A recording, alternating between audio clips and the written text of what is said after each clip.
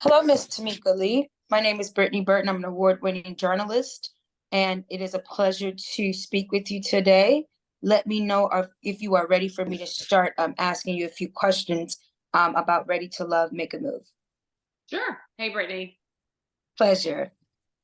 To start off, I wanted to ask, as you are a successful wife, mother, entrepreneur, and reality TV star, what is the secret to having it all and sustaining it? That's such a good question. I love that question. I always say you can have it all, right? But it can't be at 100% capacity. So you have to give at certain things. Like I'm not 100% wife, mom, entrepreneur, girlfriend, all the things. Right. I'm giving what I can, and I need my partners and my children and my husband and my friends and my work to feel that extra percent so I can have it all. I always feel like as women, we try to do and do and do and go and go and go, but you got to give a little bit less, equal parts to get the whole package. Absolutely, absolutely. Now, how did you get into the business of matchmaking? It's not something that's a super prevalent career choice, and you don't see a lot of Black women in this space. So I would love to know, how did you get into the business of matchmaking? Well, I always say I know what I know, and I know when I see it. I always feel like I've been a matchmaker my whole life. I've been a professional dancer, I've been a news anchor, I've done all the things. I wear many, many hats. And the one thing that's been consistent in my life has been love. It's been finding love for my friends, for people that I know. I'm just really good at it. So, when you're good at something, you go, that's what I do, right?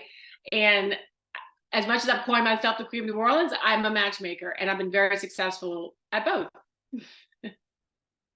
Yeah, that's incredible. Thank you so much for that. Now, what would you say is the hardest thing about finding love? I come across a lot of people who have had past relationships, but a lot of people also told me they've never really truly been in love or found that one.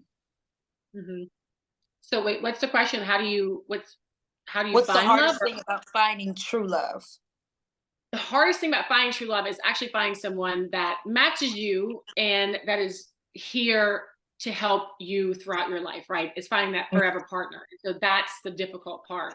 And I will say this over and over again, it starts with yourself. It's really starting with being vulnerable and being open and knowing who you are, what you want, and what you need. And once you find yourself and your vulnerabilities and you open up yourself to finding love, you will find that forever partner. People I always say women find it really hard to find love because we're doing it all, which we're like, it's an all or nothing type of deal. And that's Right. not love. Love is not all or nothing. It comes in waves, it comes with fights, it comes stressful. And maybe the first date isn't it. Like you don't throw it away. You have to really work with somebody. Don't you want somebody to work with you? Like no one's Right. coming at 100%. So you want to Right. meet someone that way. There are non-negotiables, right? There are people who there are people you're like, this is not going to work.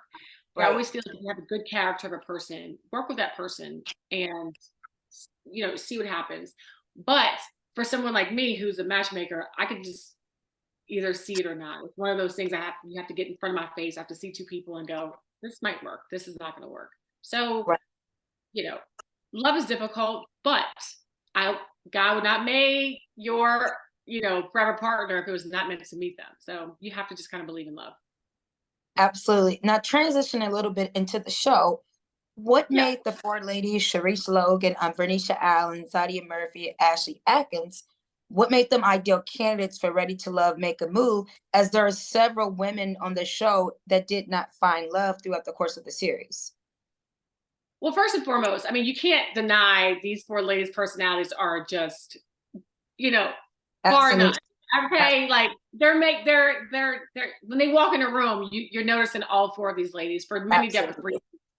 So there's that. Also, they after watching and I've had many tapes and watching all of the women that have been through this process in Ready to Love, these four women really wanted it, really tried in different ways because it's not Mhm. all the same ways of trying to find that partner. Sharice is doing it totally different than Ashley. Ashley pours her heart out. Sharice Right. is like, I'm going to be part of this.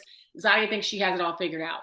That to me is attractive. I want someone who it's a challenge, more of a challenge to break down their barriers with Mhm. themselves in order to open up to actually find that man, that love. So that was interesting to me. That's more of a challenge to me. I wanted like the hard ones, like the girls who are like, I'm good. I'm like, but are you really?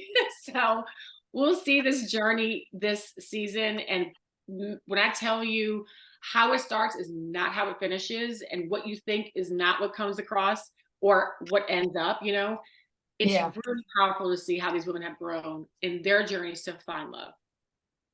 Awesome, awesome. Now, how have you been able to use your platform on Southern Charm New Orleans to create more opportunities for Black women in the space of entertainment outside of Ready to, excuse me, Ready to Love, Make a Move?